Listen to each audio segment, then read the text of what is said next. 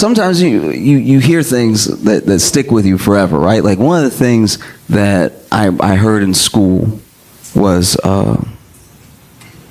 was one Newton's laws. It's an equal but opposite reaction, right? And it's like a law of physics, but it's also a law of people to a certain degree. Except we don't agree on what equal is. Do you know what I mean? Like if somebody does you dirty and then you want revenge, whenever you feel satisfied, your friends, your family might look at you like you crazy. Like you like oh, you didn't have to do all that, right?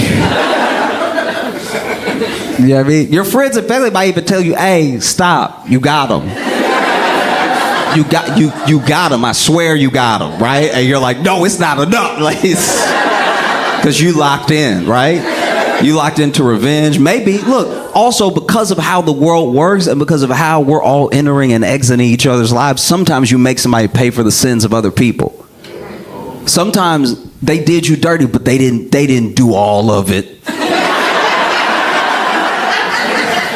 That's not their whole fault. Like you clearly let out some demons on somebody else. You especially know you're doing it if you accidentally call them the wrong name. You know what I mean? You know, like you it's your last day at work, you quitting.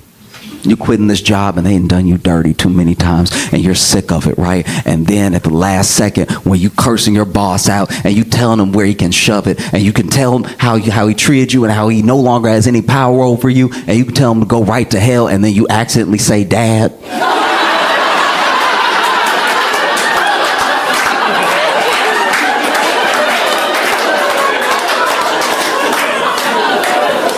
And then both y'all have to sit with that for a second, like.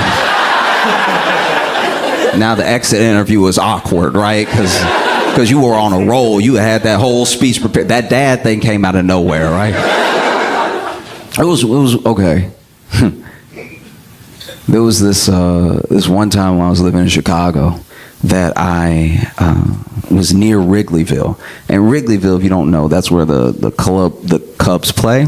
And it's like the ratchet bar bro-y type part of Chicago, right? So there's a lot of fights for no reason. There's a lot of like catcalling. There's just so much chaos happening, and it's all stuff that is like not.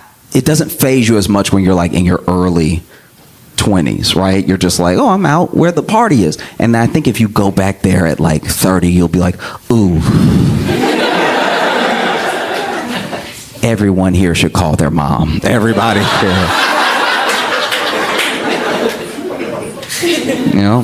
But while I was out there, there was this guy that was walking and he was drunk. He had that like...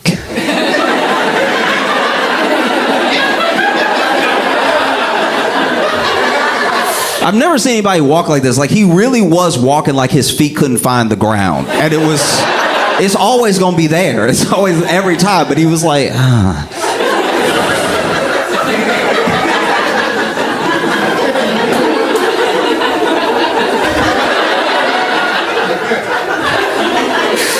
And I couldn't believe he wasn't falling. He was staying upright and everything. And this guy was passing.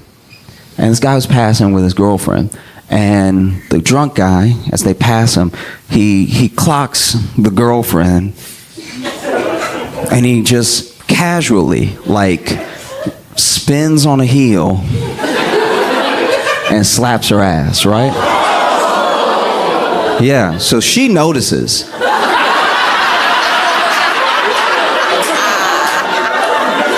She very much notices. And it's crazy. Almost all this could have been prevented because he's so off his balance that he almost missed, right?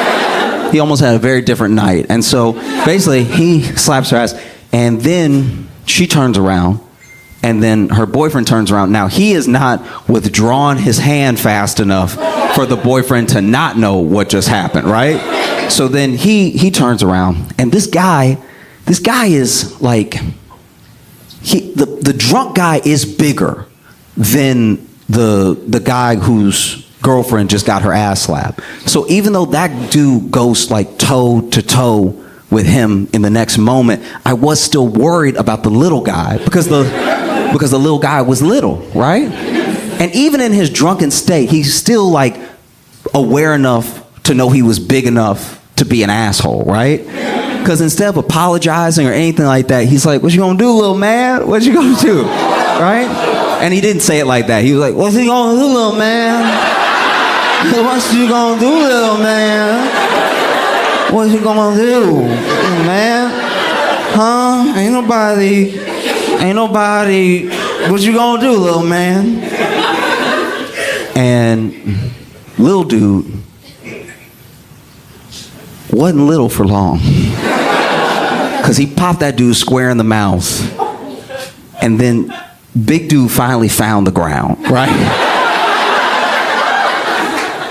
And I had never seen this before in real life, but little dude didn't just fight him. He started doing actual wrestling moves on the street, right? This man, girlfriend Ben stepped out of the way, and this man goes...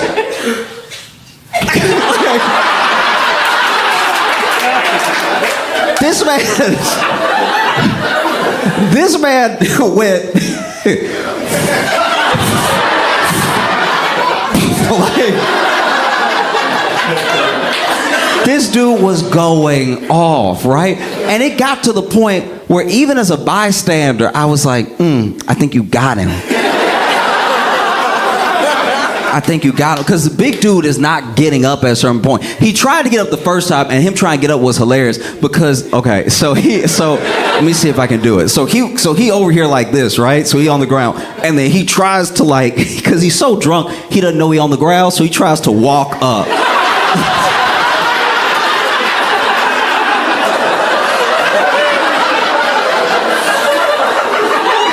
This man tried to walk up while he was getting hit.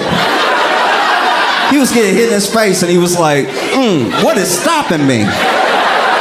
It's crazy. What's happening? And then he really tries to like walk up, and then he finds the ground with his hand, and then he goes, you gonna stop hitting me in my damn face. And then when he said that, the dude uppercut him, and he went flat back down, right? And then the beating did turn a little bit too much into dancing, right? Like then the beating, because then he started to do stuff that was not even wrestling moves anymore. He was just like, wow. To the point where even his girl was like, hey, you got him. But you could tell, you could see it on his face that something deeper was bothering him than just this moment, right? Because if you're not, and I'm speaking on the behalf of men who are not big, right? If you are not a big man, you've probably been punked a couple times in your life, right?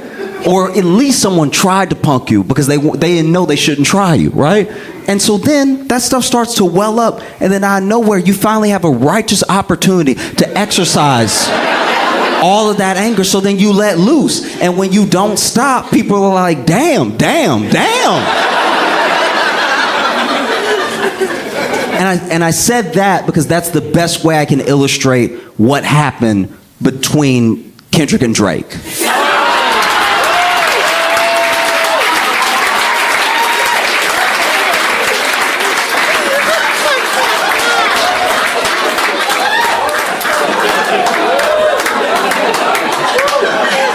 Because Drake makes his little like club beats, and he does his little, and he's a good rapper, don't get me wrong, he's a good rapper, but he makes his little like get drunk to this type songs, dance and everything.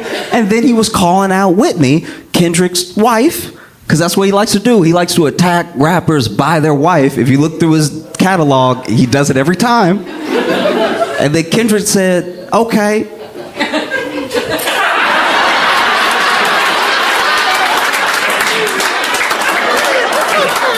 I promise you, nothing but sweet chin music. I'm ready.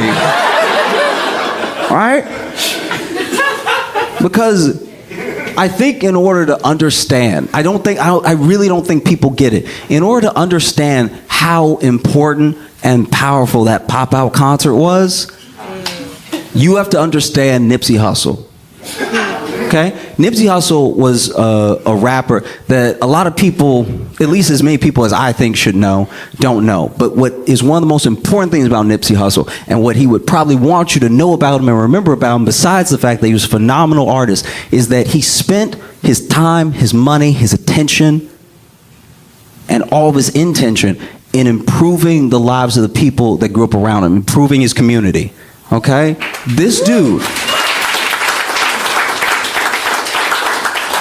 dude would pay for shoes for kids in elementary school that didn't have them. He would get repaved basketball courts that were in disarray, right? He would pay and help raise funds for funerals of victims and their families of gun violence, right? And this is all in his neighborhood. So the same way that people come up, he tried to bring everybody with him. That was his mission. He made it his mission because, yes, he was a great artist and he was getting on and everything, but you just getting out is not enough, right? Sometimes people make it out and then people don't, how do I put this? It's not enough if you just make it out. You want to bring people with you. Imagine you're in a burning building and so is your whole family. What credit is it to you? What does it really say about you if just you make it out? It means you ran out and you left everybody else. And Nipsey was like, I will die in a burning building if it means I get as many people out as possible, right? You know?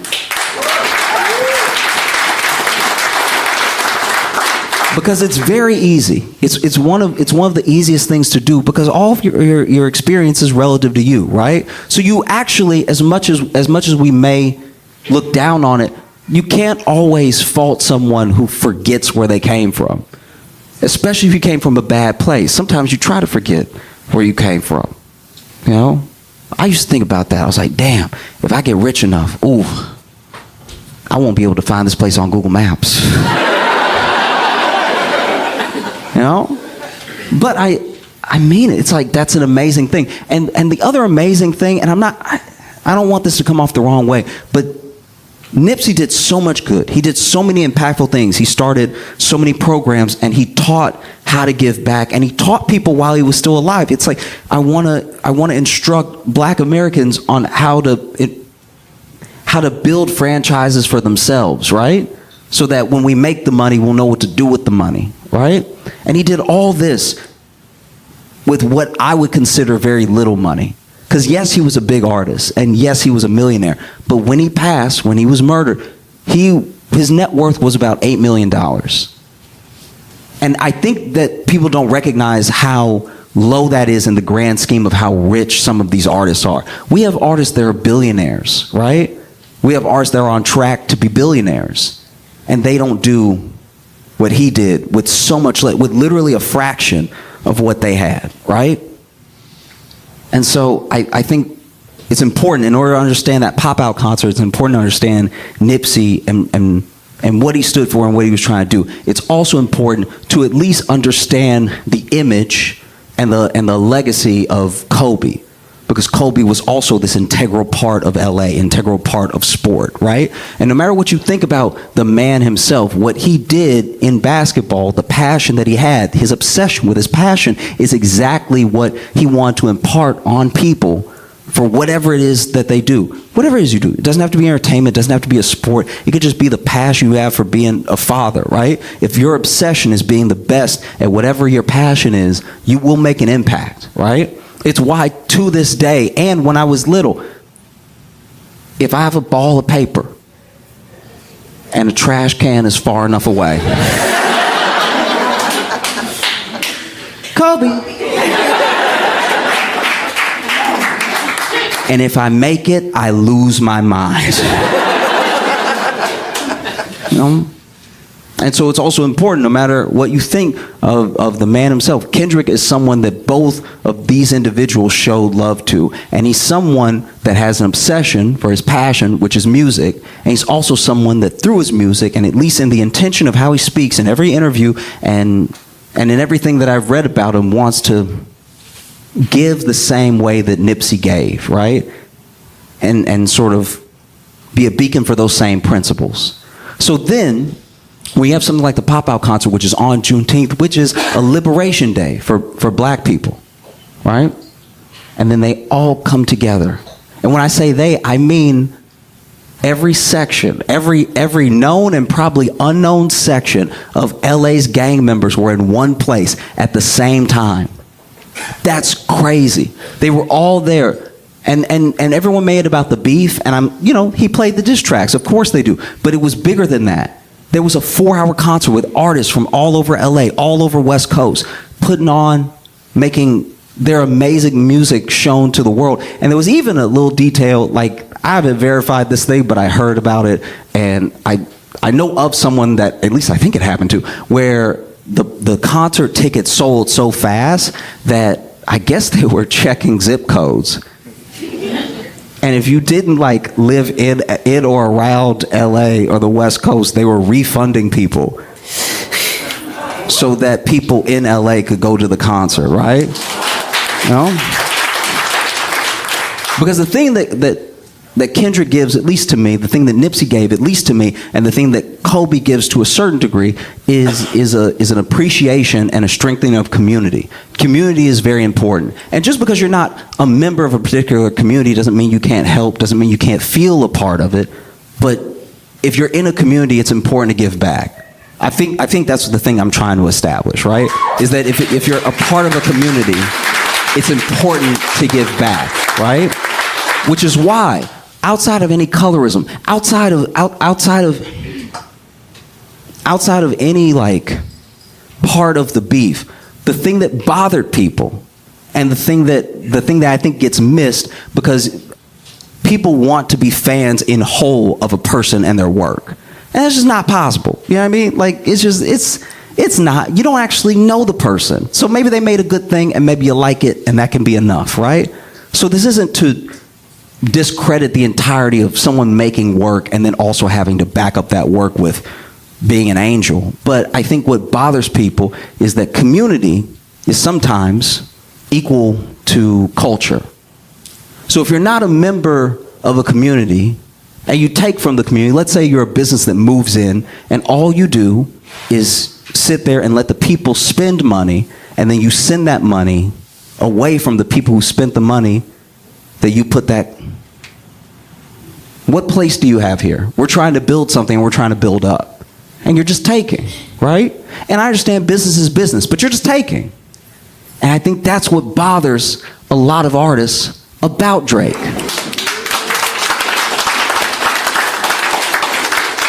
It's not that he's light skinned, whatever. It's literally, I promise you, it's the fact that you're not actually trying to be or in the community, but you take, and what do you give? You're a billionaire unto yourself. Who else did you get out the house? Preach. Because Nipsey did so much, and he did it, and he left with a net worth of $8 million. How many hundreds of millions? How many hundreds of millions does Drake have? And I'm not telling anybody how to spend their money. I'm just saying that when we look at who's doing what and when they're doing it, you got a lot left. So when you have a concert like that, right? When you have a concert that's a day of liberation and you've grabbed all of these different sections out of LA, like you gotta understand what it is for some of these people to be in the same room. By any other metric of any other time, they would be in the streets killing each other, and now they're all inside in one place right now, right? So I think that's what got so many people so emotional about that moment when they were all on stage together dancing together, dancing the way, and I understand that there are lots of black people who don't have the take that I have about it, that think that any mention or any semblance of gang culture shouldn't be equated to any part of blackness, and I understand that, but I'm saying we are where we are, right? Those are black people, and yes, they've been in situations and they've been in conditions where they are gang members, but if you have a day like the Pop-Out concert, and you have another day like the Pop-Out concert, you have another day like the Pop-Out concert, all of a sudden, all this stuff, it just disintegrates. Do you know what I mean? It's all about a future, right? You had more gang members than any of. We do not know how many gang members were on that stage, but they were all dancing together. And sure, it was to call Drake a pedophile. I understand that. I understand. But they had to dance to something, right? And so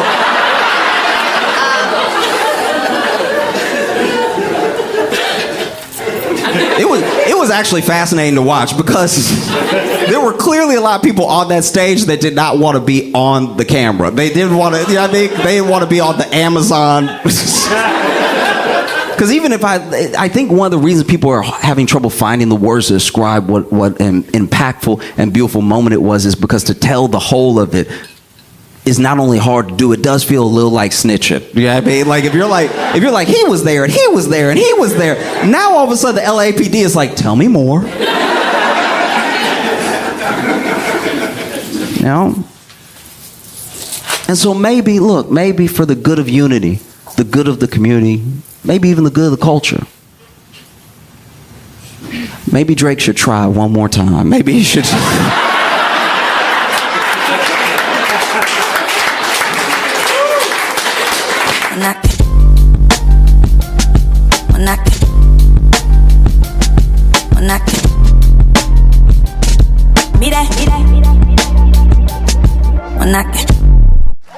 Please make it loud for Josh Johnson!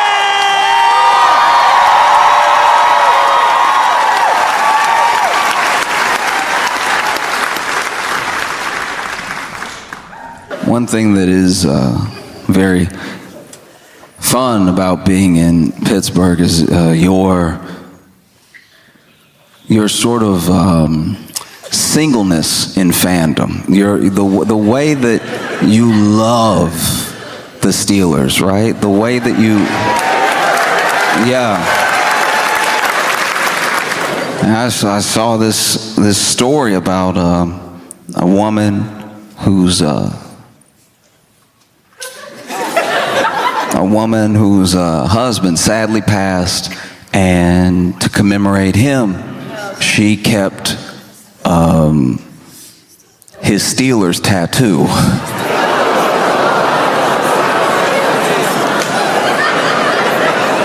I'm glad we're on the same page.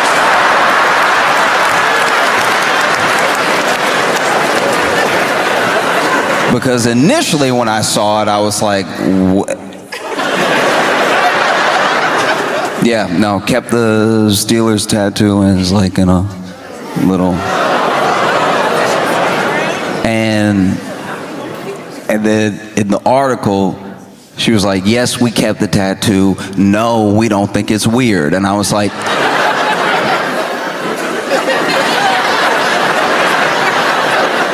I figured you didn't think it was weird.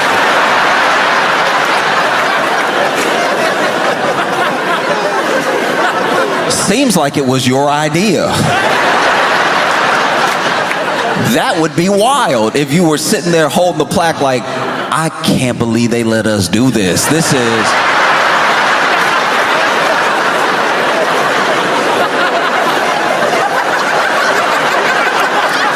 little odd, right?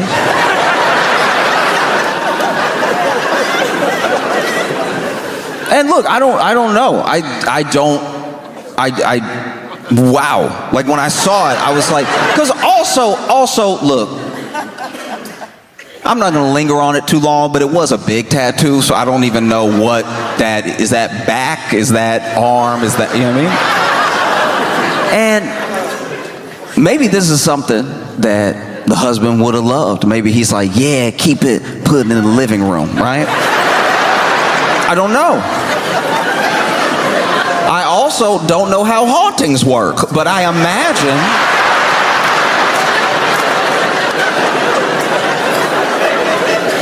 I do imagine having some of my skin means I'm gonna stop by.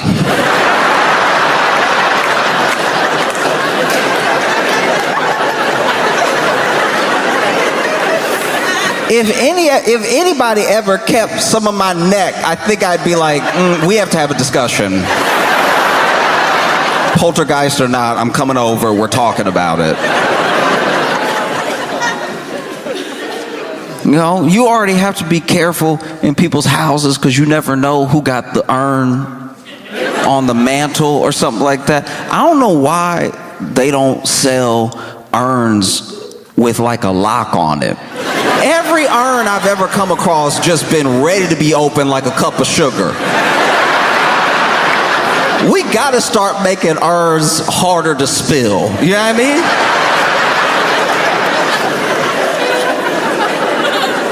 I've been at people's houses where they got, whether it's like a family member or the pet, they got the urn on like a mantle or a bookshelf, and I'm like, that's a little high.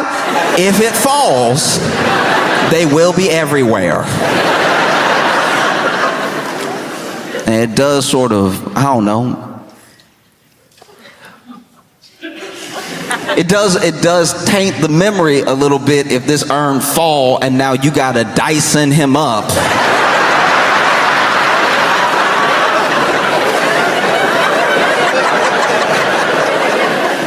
And then put him back in a new urn with whatever was on the carpet.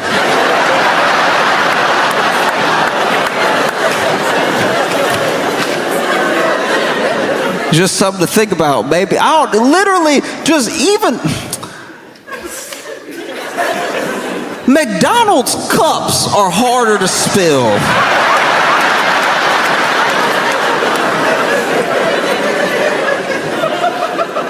Just something with a twist lock, something.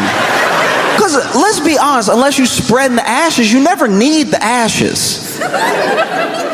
You know?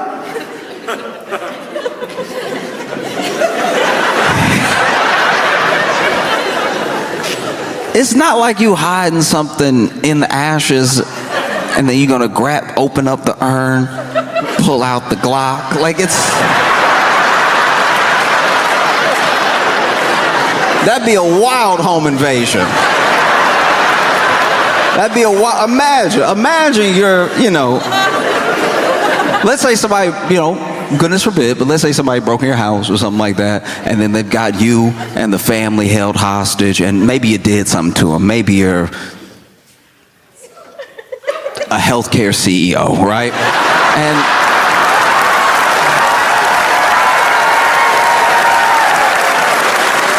And so then they got you tied up with your family and everything, and it's like, look, I'm sorry, all right? And they're like, sorry is not enough, you about to go. It's like, okay. All right, I get that, but okay, look. A long time ago, my wife passed, and I always said that, like, whenever I go, I'd like to go with her, and she's right there. Intruder gonna be like,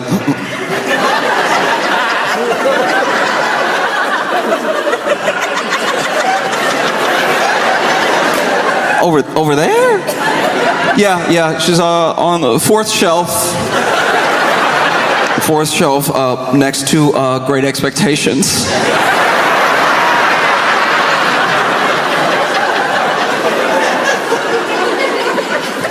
If I could just like hold her, I'll just, small kindness, let me hold her while you bow. The intruder's like, okay, go ahead. Go get her.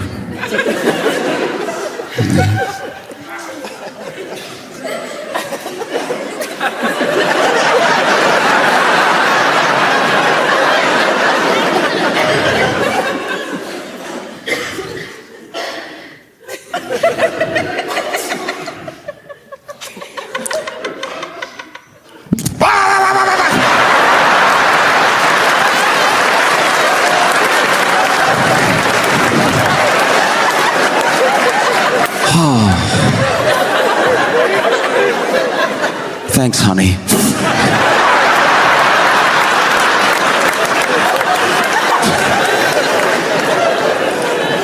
No, it's wild. Because now that mantle just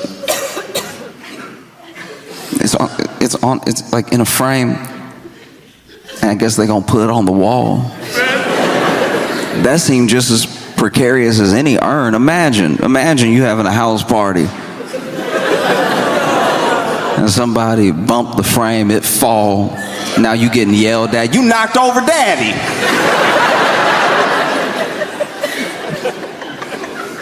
Everybody does things differently, and some people very differently. But once again, I don't know. I don't know if he would have loved this sort of thing, you know? But it'd be crazy to think he might be looking down like, ugh.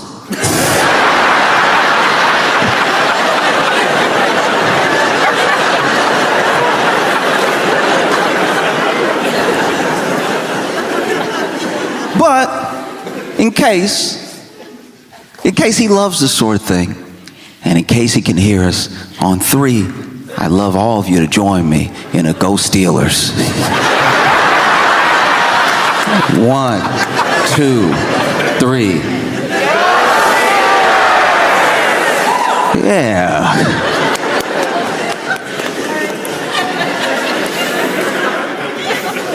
Hopefully that will stop me from being haunted.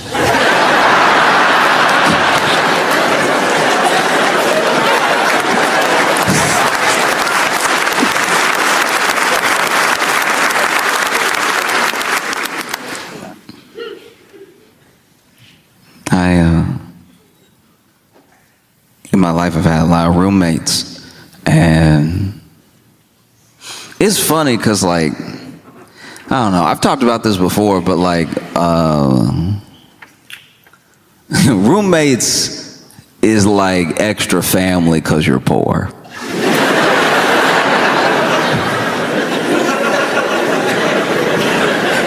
You don't exactly bunk up with a stranger because things are going well. Every roommate I've ever had has been out of necessity. And you just gotta get used to it. But it's crazy because people, the way that people are roommates is usually a clue into how they lived before, like how they were raised potentially. Maybe they were raised to act differently than they're acting as roommates, and this is them out on their own for the first time, rebelling against all these rules they had at home when they were, younger. That's the most charitable way to put it. Like, I think mostly a lot of people are insane. And there's nothing like having like a messy or lunatic roommate, and then maybe you do become friends though. Maybe you're friends, maybe you're friendly. And then you go visit them at their house and you see that it's pretty much the same. This person is wild through and through. I had a roommate that,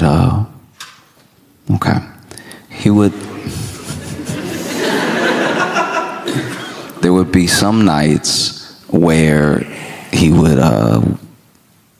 sleep in the bathtub. He had a bed, he had a mattress, he had pillows. But he said he would sleep in the bathtub because it felt more normal to him when he would wake up from a night terror. And I was like, I don't know how you find that out.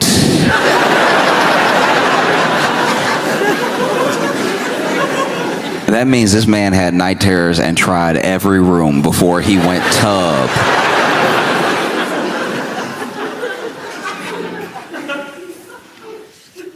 And that was a tough roommate to have because, I would go to bed at a regular time, even a little late because, we're young and everything. We're in college, and then I would just know I can't go to the bathroom for the rest of the night. No, I can't. I'm gonna have to hold it until he wakes up. And what would normally be distressing, sleeping peacefully, and then hearing from the bathroom, is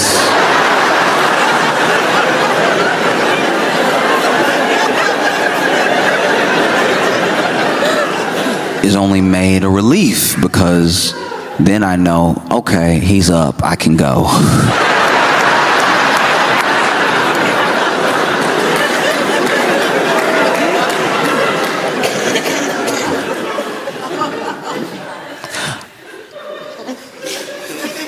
A lot of people in America worry about terrorism.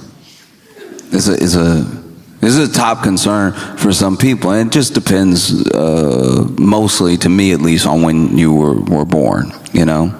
And I think that within this understanding of terrorism, there are many different definitions, you know? One definition is someone who stokes fear and anxiety for the purpose of fear and anxiety in their enemies. And there's a lot of talk of terrorism or potential terrorism. People get called terrorists all the time, and there are some people that want to equate terrorism to one specific group, one specific religion. But I know that there are terrorists, but the terrorists that I'm talking about, they have no religion. The terrorists that I'm talking about, the terrorists that I believe already live in the U.S., they don't have some God that they call to for their purpose of doing what they do. They just do it to stoke fear and anxiety. I'm talking about people who put an empty box of cereal back on the shelf. These people have no place in our society, all right? I had a roommate. Last straw for me was this man. I had bought some Cheerios, and I bought it for the group. We all eating out here. And so then I go to grab the Cheerios, and I'm excited, I'm hungry. And I go to grab the Cheerios, and there's a certain feeling. Anyone who's been a victim of what I'm talking about will know the feeling. It is a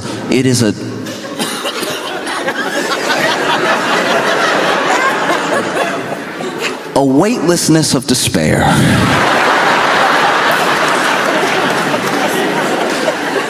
You go to grab what you think might even be a half-full box of cereal, and in your attempt to grab it, you put too much energy, too much force into your shoulder, into your arm, into your hand. And when you put that force into your shoulder and your arm and your hand, and you grab the box of cereal and you go to lift it up, you hit the top of the cabinet.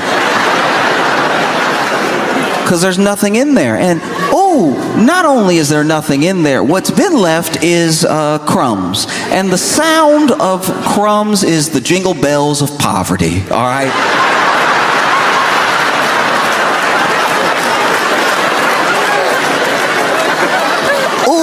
I've never felt poorer than when I hear crumbs. Hearing crumbs is right out of Oliver Twist.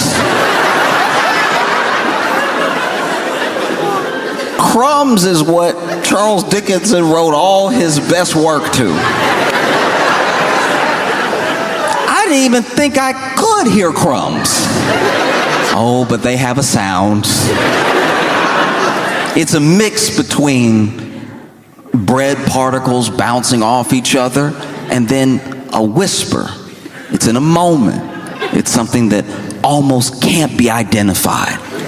And it's the whisper of those crumbs, the same way that you could split atoms or you could collide particles and make an entire boom, a bang, a nuclear bomb, and a hydrogen bomb. The banging together of these bread particles makes one singular noise, and it is the universe telling you from a point of almost quantum physics, bouncing the particles off each other, that you're poor. That's the sound of poor. Wouldn't you love to say yum? You'll never say it. You're too poor. These are crumbs.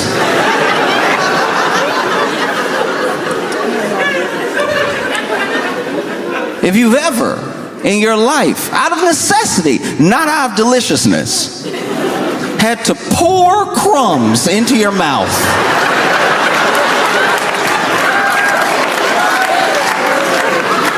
Only in the Bible do I imagine this level of thirst for food.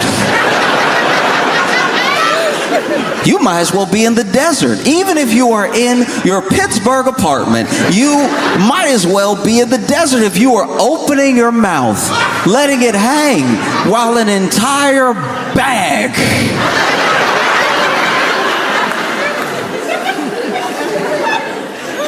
while a bag of crumbs slides and floats to your mouth. Because the crumbs that are sliding into your mouth from this bag, they have no Christianity.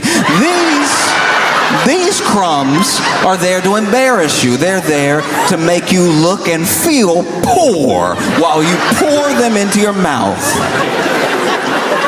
Maybe that's where we get the word poor from, and maybe that's where we get the other word poor from, because you have to pour these into your mouth while you feel like the poorest person that has ever lived. And the bag is stiff because it's that hard, semi-soft plastic that they only make cereal bags out of, and because of that, it's got a lot of ridges. It's got a lot of things that the crumbs can slide and get caught up on, you know?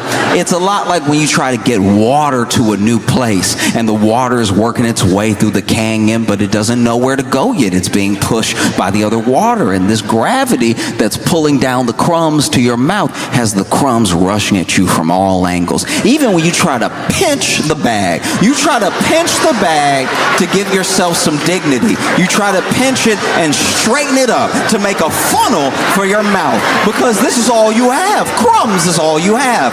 Crumbs is your life. And so you make it as straight as possible. You slide it down. Only when you are making a paper plane do you have this level of intent as you straighten something out. You straighten it out as much as possible, and then you dip it into your mouth, and still the ridges find a way,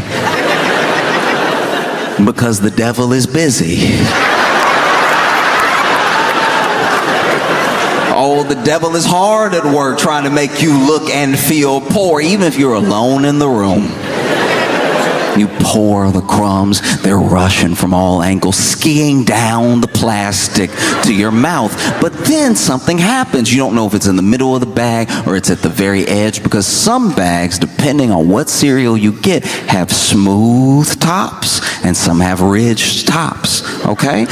That's going to be important, because if it's a smooth top, the crumbs will slide out. If there's ridges right at the top, that means that the crumbs have one last giddy up before they get to your mouth. And so then not only do they giddy up, but you are looking for the food. You'd at least like to see what you're eating. And so you're looking down the bag, and the crumbs are like, we can go anywhere. We could go in your mouth, we could go up your nose, but we love to go in your eyes. And so then you're standing there with crumbs in your mouth and in your eyes and down your face and down your shirt, because as soon as they got in your eyes, they stung, because crumbs are sharp. You might as well juggle knives over your open eyes. You know what that feels like? To be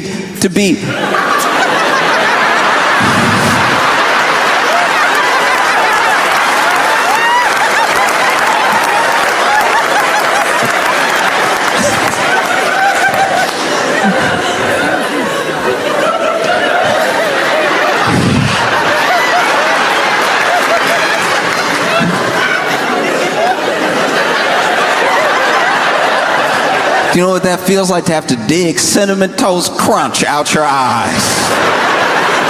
Every cereal's sharp.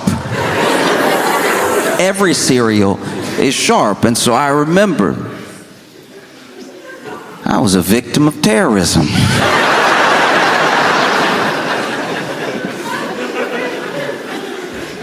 And I took my crumbs like a man. But then I confronted my roommate. I said, hey, hey, I know what you did. You know what you did. I don't know why you did it. I feel like I've been very respectful. I feel like we have a good rapport. I don't know why you would engage in such a vicious attack against my Saturday. And he was like, what? I was like, you know what? Because he did know what. Because without me saying anything else, he was like, look. I put it back, but there was some in there.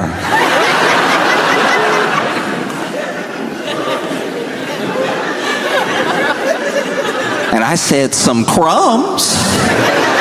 He's like, no, there was Cheerios in there. And then I thought, okay, maybe I've made a mistake. Maybe I have accused the wrong roommate, because I have more than one. And so then I walked to the kitchen with him, because the bag and the box were laying on the ground, because I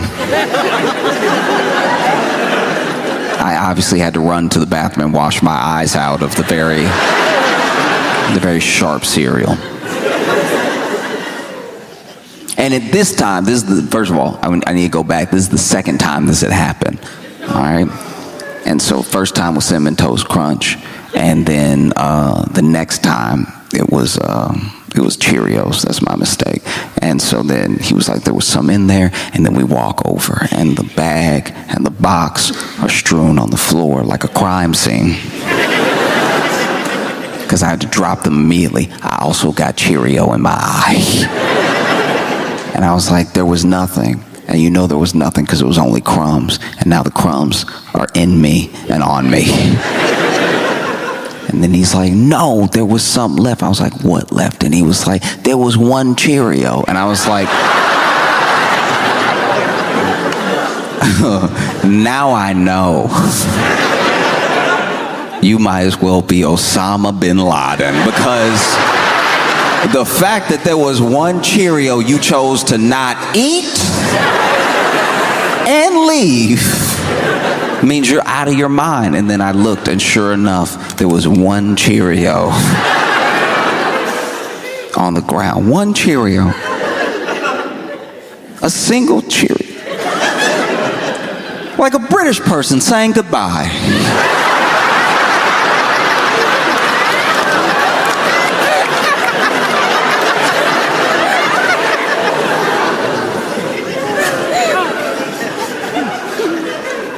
Obviously, I didn't kill him. I'm here with you now, but I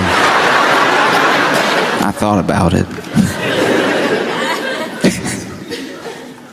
I struggled a lot, growing up, even into like early adulthood, with an opinion of myself, with like body image and everything. It's very difficult sometimes for any young person to believe, if they don't already believe, that they are lovable or that they are good in just the way that they are. Basically, that they are enough. You're still working on yourself. There's still things you want to do with your life. You got your whole life ahead of you, but there's nothing extra you have to do to be worth anything, And it's a hard thing to convince someone of who doesn't believe it. I wish more people believed it. If you saw yourself the way that the people that love you see you, what a beautiful world that would be,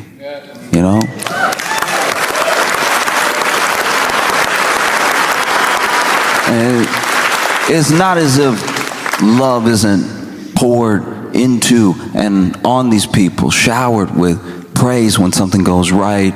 Not everyone gets it, but even for the people that do, they still struggle with body image, they still struggle with confidence. And then for the people who should have people that they look up to, maybe not giving them any of that, either being indifferent to them or actively hurting their confidence. Sometimes even when you have those positive forces in your life, you still don't accept it.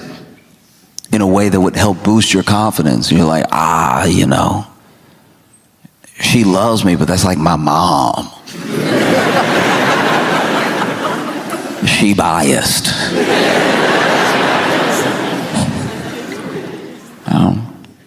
And I know for me, I spent a ton of time trying to work on myself in different ways. Some things that I actually needed, some things that built me up, and some things that were maybe a little bit unnecessary, you know? I really struggled to look at myself in any positive way until I got really fit. Like in my head, really fit. I should look like I saw other guys and I thought I should look like that. I should look like a version of that, at least, you know?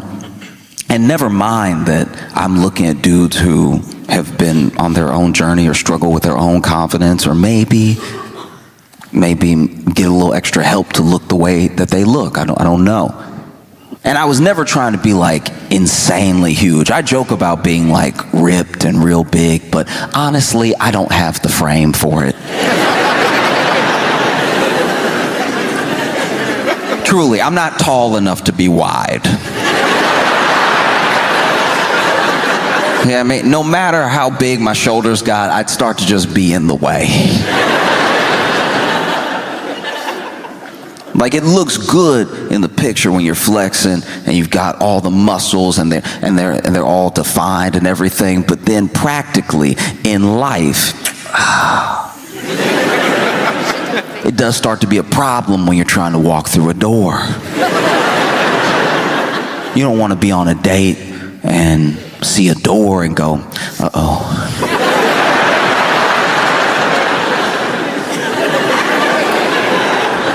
How do we handle this? You know, because the shoulders, the hips, they're all wide and muscular, but that door frame, oof, making all of them standard. I can't believe they're doing this. And then you're holding hands, you get to the door, and you're like, you first. You look like you being a gentleman, you know. Please go ahead. And then she walks through the door with ease, and you now have to figure something out. You're standing on the opposite side of the door, and you're like, oh, okay.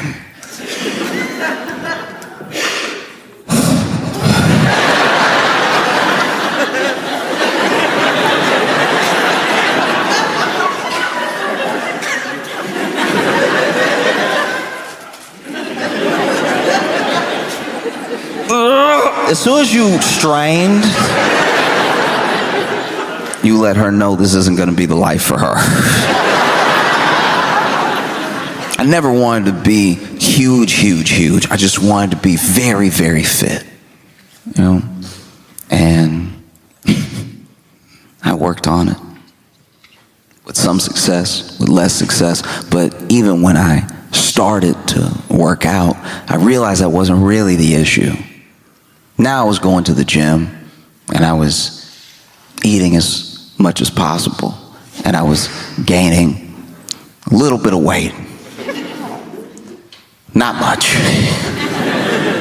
And I was like fighting to keep looking this certain way.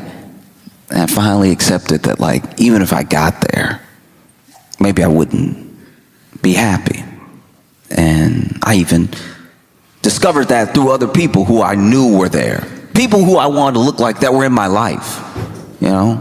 And they still had all the same problems I did. And I would go to the gym and I'd see people packed in there fighting to look a certain way so they could feel a certain way. And there is a bit of a cheat code. You could try to work on feeling the way without having to fully change your entire body. You know, you don't have to earn loving yourself through like straining and potentially hurting yourself, you know? Like there's some things that there's some things that go and be lifted in therapy, you know? Like it's just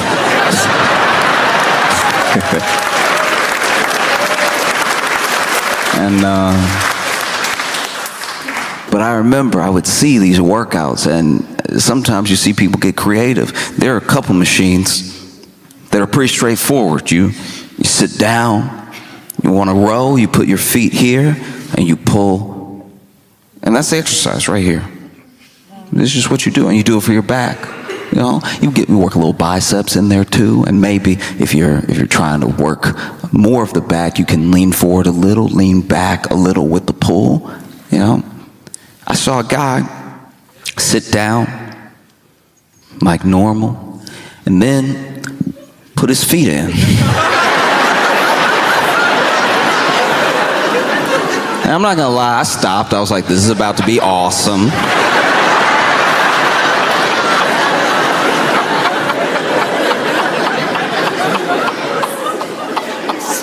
This man, I don't know what muscle it works out. It seems like it just ruins your joints, but he went,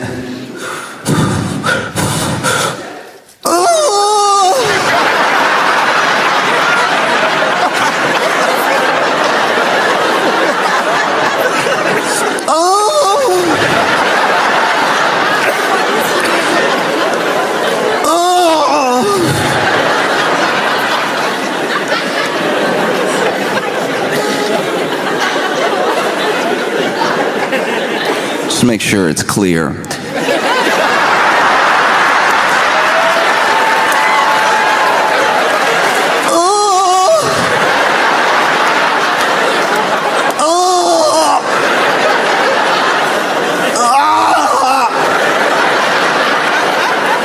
And it looked like it felt like it sounded.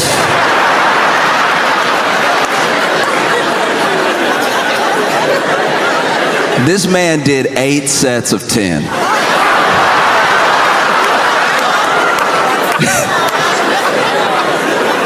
And I watched the whole thing.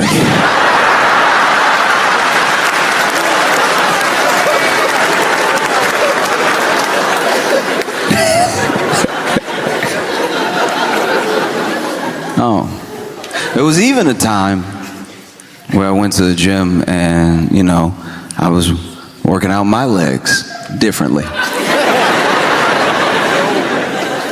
You know, I was doing some lunges, I was doing some like split squats and everything. Not much weight, but just trying to make sure that I worked out my legs, because there are some people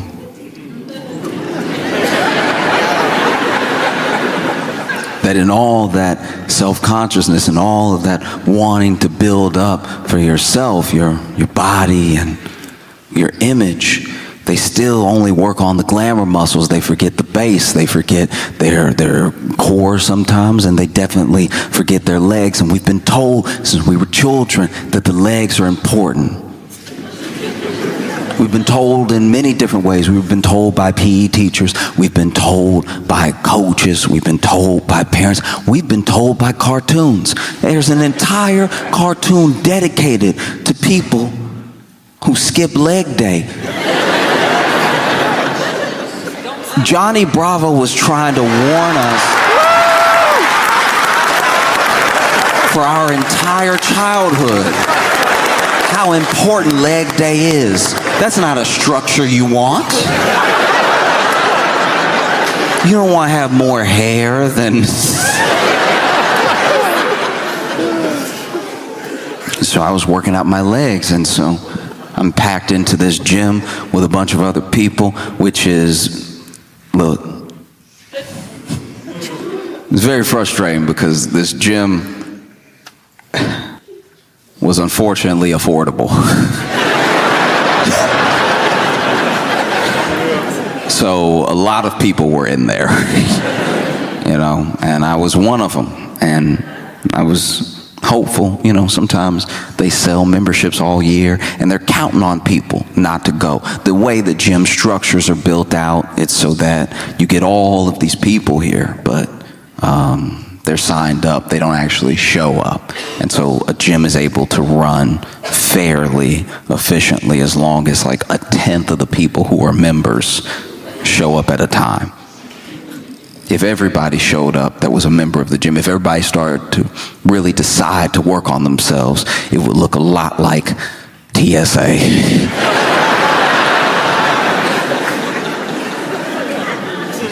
Be very little movement. The only way to work out would be passing the weights, just you can have some. And while I was in the gym, packed in there with everybody else, there was a fire alarm that went off and some smoke that we saw. And, you know, I didn't see any fire, but 2 out of 3 signs isn't bad. And so there were only 2 exits, which in retrospect was a horrible thing. Like you could only get out through the elevator, which you're not going to take during a fire, or the stairs. And so people started clamoring for the stairs. And this is where the real fitness test began. Because there were some people that were out in a flash, but then there were other people who had been working out. So they used all their fire running strength on the treadmill. So now they see that the fire alarm is going off and there's smoke, and they hop off the treadmill and they're like, oh no.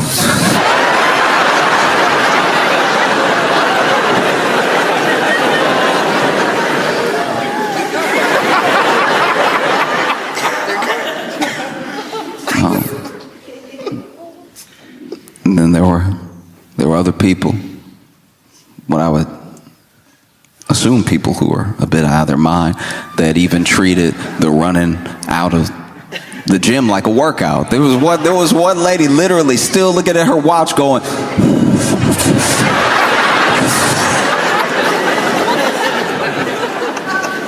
and then there was me, who had been doing leg day. Tried to make my way out as fast as I could, but honestly, if I could brag on myself for a second, I had gone pretty hard. You know, I had a PR and everything, and a PR is what you don't want to have when it's time to run. Because I put the weight down, I saw everybody running out, and I made my way for the exit, and I could not stop jiggling. Like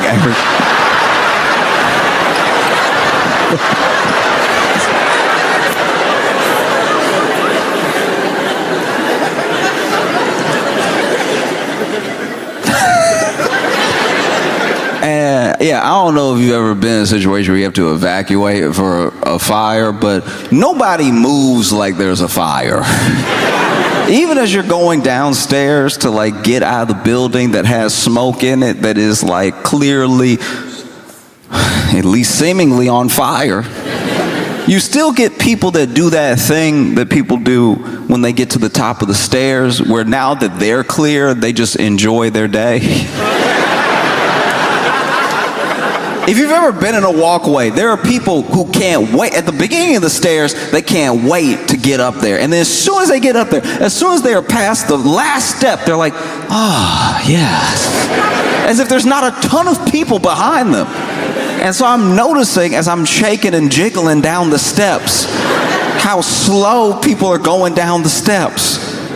And so people do start to scream like, hey, hurry, move it, you know, fire. And then we get outside, and it was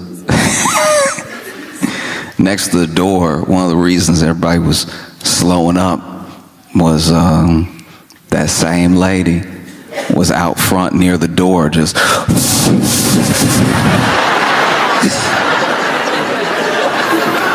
like next to the door, just run. Like you still got the rest of the world to run. What are you waiting for?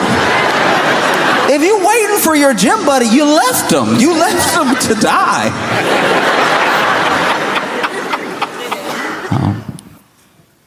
It's funny because I was watching the news and I saw this, can't really call it a debate, it was more of a screaming match. But it was on CNN. And on CNN, okay. around the one person that works at CNN. That's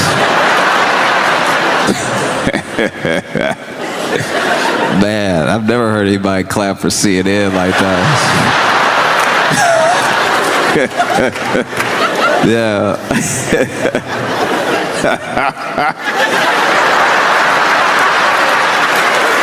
What is that? Now, to be fair, though, look. To be fair, we don't know where our friend is from, and CNN abroad is actually substantially better. Like, when you watch CNN and you're in like France or something, it is actually like engaging programming. That we really are the only ones that do CNN the way we do CNN. Like, as an example, when you travel the world, McDonald's is still fast food. We're the only ones that made it poison. You know, every other country, they just say what happened on the news. They just tell you. They're like, oh yeah, no, then these people came, and then the other people came, and then the first people left, and then the second group of people left. It's really mostly in the US where you watch news and it's like chaos in the streets. Like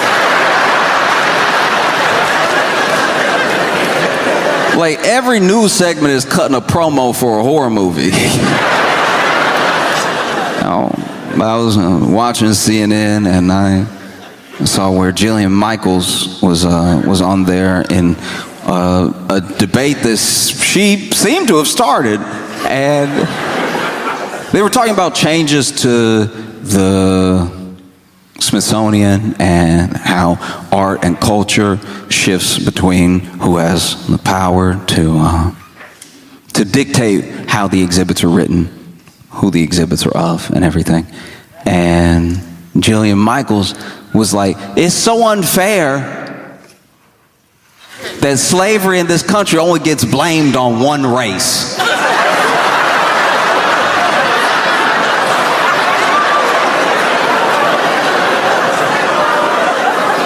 Look, as outrageous as that is genuinely funny. Like, look, I'm not gonna tell anybody how to feel, but if you heard the words I said, that Jillian said, and you immediately got angry, I would ask you to take a step back. I'm not going to tell you how to feel. You can be angry if you want to be angry, because it is a very short-sighted, ignorant thing to say, but that's precisely why it's so funny. It is absolutely hilarious. But the best way I can describe why this is funny is when I was a kid, I would be at home alone for about 3 hours. I would get off, from school. I would do practice, and then I would get home and I'd be alone for about 3 hours, right? So for 3 hours, I was the only person in the house. And one day, I was just walking through the house. I was eating something. I think I was like eating some Easy Mac and walking, not paying attention where I was going. And I knocked over this vase. And it was a vase that my mom loved, right? And so it smashes on the ground. And I genuinely didn't know what to do, because I was like, man, I'm going to be in a huge amount of trouble. I need to think of something. And in my head, I was like, what should I do? Should I call my mom now and be like, hey, when you get home, you will want to beat me. But I feel like if I tell you now and you're going to be like on shift for another half hour, and then just the concern, because I never call you, I'm hoping the concern that you have that I am calling you you'll be so relieved that I'm alive, that I'm not dead, you'll want to kill me less. You know, because having that coworker be like, it's your son, you know what I mean? And then have you be like, oh, what, my baby? And then I tell you what I'm about to tell you, and then you're like, oh, I'm just so glad you're still with us that I would hate to make it so you were not, right? That was one thought. Then the other thought was, look, I've given this whole having a family thing a good run. Maybe I dip right now. Maybe I leave home right now.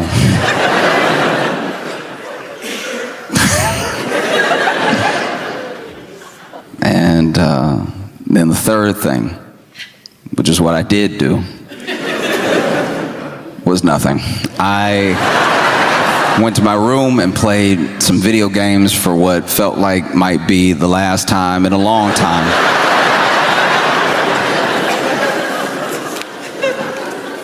And then my mom got home. I remember all the noises of her getting home.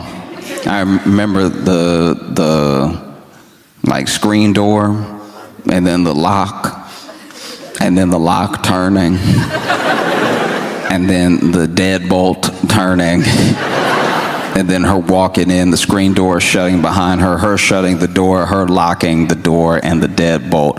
Again, every footstep from the front door to the kitchen, because she missed it at first. And then every footstep after the kitchen back into the living room where I heard my name. And not my name the way you know it, my full legal name. You know what they put on your death certificate or before a parent kills you? My full legal name. And then I walk in and my mom is like, what happened? What is this? And then I said, oh, you just gonna blame it on me?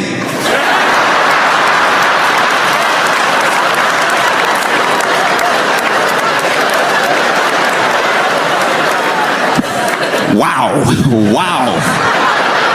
Maybe I was in there playing video games the entire time. Maybe somebody broke it, and left. Maybe I'm lucky to be alive right now. You're just gonna immediately blame me because I was the only one here. You're just gonna blame me because it looks like it was me. And that's kind of what Jillian Michaels was doing with the whole, like...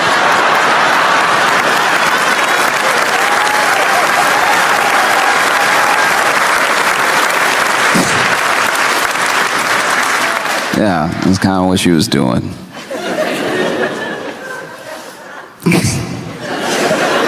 Can't believe you would just blame it on one race of people.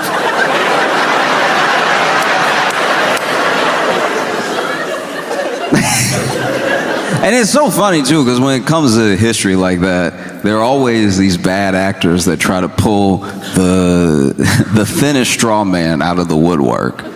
You know? There'll always be that person. There was a guy, I don't actually remember his name, and this is before slavery in the U.S. was more based on race and before more people were shipped to the U.S. There was a dude that I've read about that apparently was of African descent, and he came over and he had about 2 or 3 slaves. And one of those slaves was seemingly of the Caucasian persuasion. And whether this thing is true or a myth, I've heard it my entire life when referencing slavery, that there was one black guy who had a white slave. And I'm like, look, even if that's true, that's not what it's known for.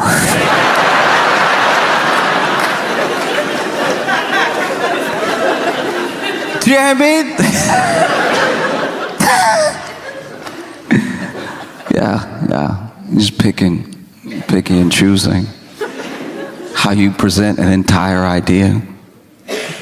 And it makes sense to me that someone like Jillian Michaels would say something like this. She is from a reality TV show. She's known for the show The Biggest Loser.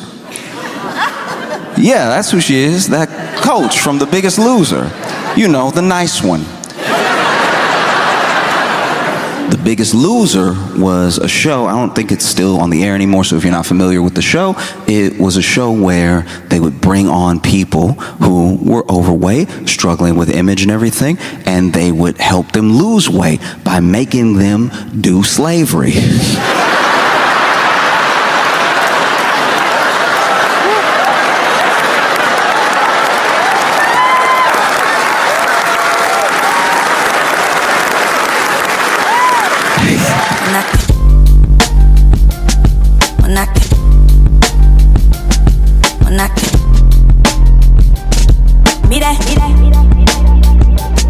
When I can